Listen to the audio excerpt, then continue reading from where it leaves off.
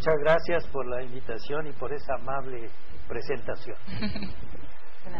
Vamos a tocar un tema que forma parte de una serie que estamos grabando como programas educativos en televisión universitaria de la Universidad Autónoma de Tamaulipas. 20 programas educativos sobre ciencias del espacio.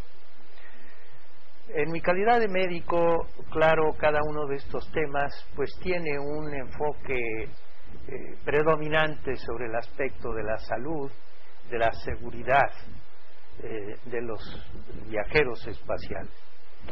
Esta vez, este tema de sistemas de apoyo vital en el espacio exterior significa todo aquello que protege a los astronautas o cosmonautas fuera del planeta Tierra, porque el espacio exterior, el espacio que se llama ultraterrestre o espacio interplanetario, las condiciones que privan ahí son incompatibles con la vida.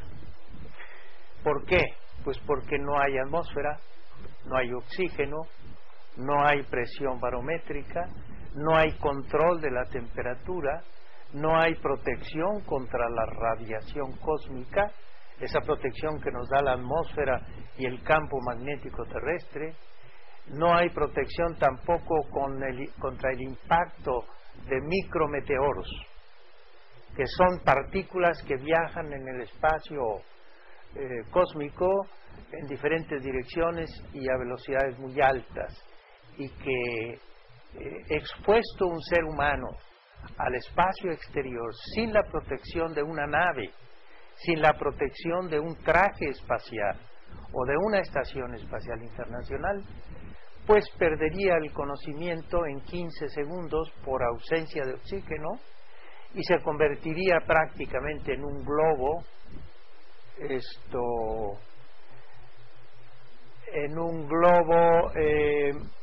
porque los gases que se encuentran disueltos en los líquidos del cuerpo se dilatarían inmediatamente y formarían volúmenes de todas dimensiones, y entonces eso en un minuto, en 2 minutos cuando más, ocasionaría la muerte de un ser humano o de cualquier otro ser vivo.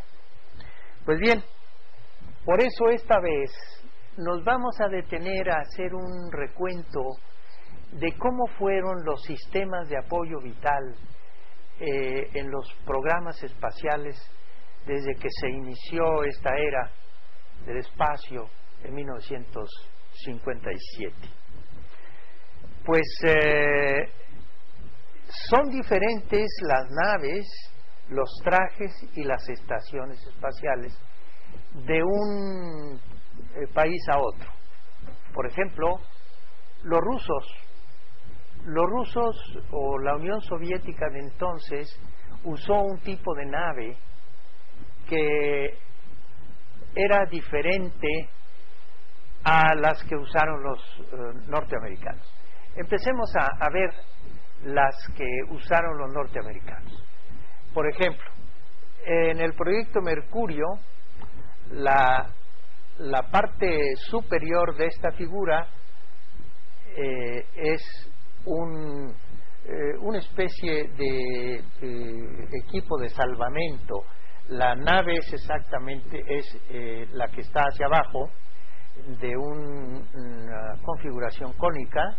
La nave es Mercurio, y lo que está hacia adelante o hacia arriba es un sistema de salvamento por si estalla el cohete impulsor o si hay alguna falla, pueda salvar la vida el astronauta que se encuentra dentro de esta nave.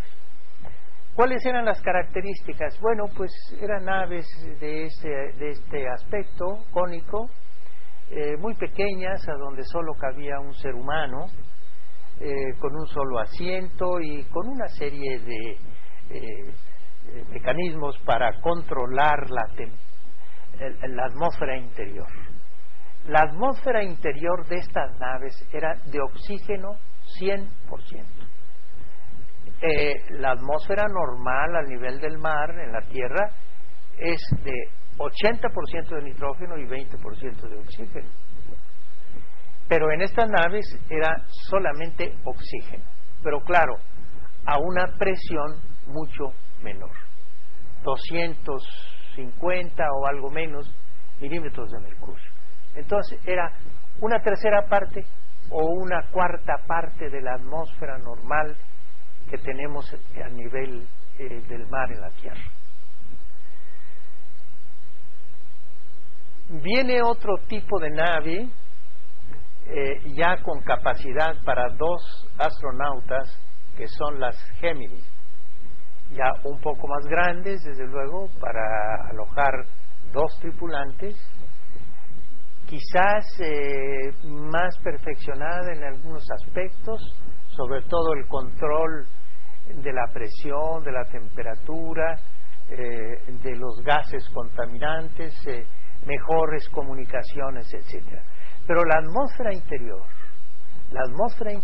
de 100% oxígeno, otra vez, con una presión de 250 milímetros de mercurio, una humedad cómoda, confortable, de 40-70%, y limpia de dióxido de carbono, porque se llevaba dentro un recipiente con hidróxido de litio para fijar el dióxido de carbono producto de la respiración. Estas naves, como decía, tenían capacidad para 2 astronautas. Fue el preámbulo y fueron creando las condiciones y las experiencias necesarias para ir a la Luna. Este fue básicamente el propósito de los diferentes vuelos del proyecto Mercurio. Ir preparando las cosas, tanto desde el punto de vista humano como técnico, para llegar a la Luna y regresar sanos y salvos. Las experiencias desde el punto de vista médico son enormes, son variadas. No es el momento ni tenemos el tiempo para describirlas, pero de cualquier forma puedo decir a ustedes que los resultados fueron extraordinariamente buenos. No hubo lesionados, no hubo muertes, no hubo enfermedades. Hubo eso sí, un percance muy serio cuando en el Géminis 7, creo que fue el número en que viajaba Neil Armstrong, aquel astronauta que descendió en la Luna por primera vez, en Apolo 11. Esta nave tuvo un descontrol desde el punto de vista de su posición, y entonces empezó a girar rápidamente y varias veces por minuto, creo que entre 50 o 60 veces por minuto. Entonces hubo un descontrol terrible, pero con esa sabiduría, con ese entrenamiento y ese aplomo y esa seguridad y ese entrenamiento técnico que a Neil Armstrong le permitió superar otros 3 percances casi de muerte, los aplicó aquí y pudo controlar la nave, y afortunadamente descendió con su compañero sano y salvo. Vienen ahora otro tipo de naves, las naves Apolo, una maravilla de la tecnología moderna. Las naves Apolo ya tenían una capacidad para 3 astronautas. Fueron las naves que llegaron a la Luna. Fueron las que hicieron posible que el ser humano viajara 386.000 kilómetros o algo así de la Tierra a la Luna, la circunvolara y regresara a la Tierra en caída libre. Pero había otros módulos, como el módulo lunar, que los hacía descender a la superficie de la Luna. También, al principio, estas naves tenían el 100% de oxígeno en su interior, pero pronto se cambió la proporción, porque recordando el accidente que tuvieron los 3 astronautas que murieron en tierra cuando estaban experimentando algo dentro de la cápsula de Apolo 1, se incendió y perdieron la vida 3 de los astronautas de la NASA. Fueron las primeras víctimas y los primeros accidentes en la exploración espacial. Pues bien, las naves Apolo tenían en su interior una presión de nuevo de 250 milímetros de mercurio, presión barométrica, con una proporción de gases ahora un tanto diferente, 70% de oxígeno y 20% o 30% de nitrógeno. Y así hasta, sobre todo en las primeras etapas, y poco a poco iban cambiando el nitrógeno y quedó finalmente como de 100% oxígeno a la presión que hemos mencionado.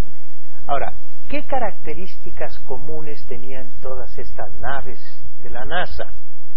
Pues la característica era que todas usaban oxígeno 100%, un gas peligrosísimo, vital y todo, pero muy peligroso porque cualquier chispa, cualquier inicio de fuego, por mínimo que sea, pues provoca un incendio.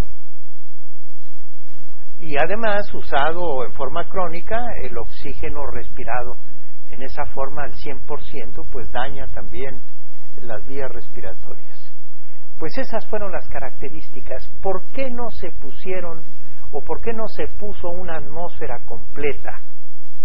760 milímetros de mercurio, 80% de nitrógeno y 20% de oxígeno, como fueron las naves rusas, como lo veremos enseguida.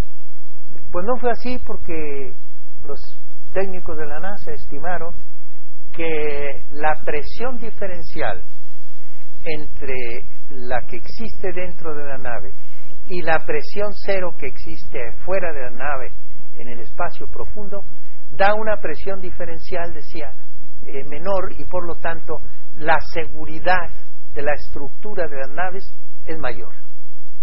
Por eso se eligió una atmósfera del 100% de oxígeno. El siguiente programa de la NASA fue el Skylab.